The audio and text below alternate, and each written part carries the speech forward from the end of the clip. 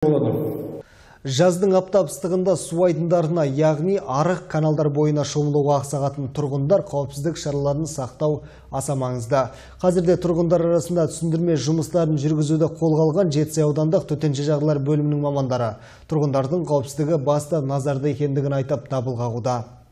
Айта өтейік, Жетісай ауданы төтенше жағдайлар бөлімінің мамандарының соңғы 5 жылдағы статистикалық мәліметіне сүйенсек, аталған жайт бойынша 30 жағдай тіркелген.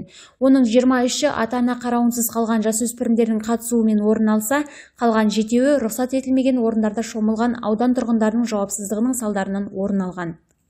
Мына Жетісай ауданының су айдындарында егістік алқаптары суармалы егістік алқаппен айналысатын болғандықтан ауданымызда 783 канал қашықтыққа арық каналдарды құрайды екен.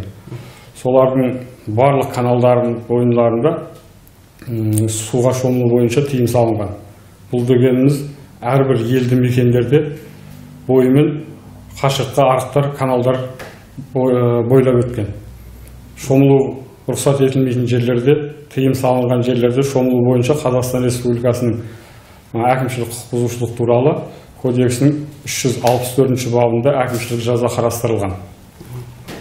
Жетісай ауданының тұрғындарына өтінеріміз, жазғы суға шомылу маусымы бойынша үгіт-насихаттар бойынша бұқаралық ақпараттар, мақалалар бойынша оқып, қарап, алдағы балаларымызды, кәмелеттік жасқа толмаған балаларды қарауынсыз қалдырмауға шақырамыз.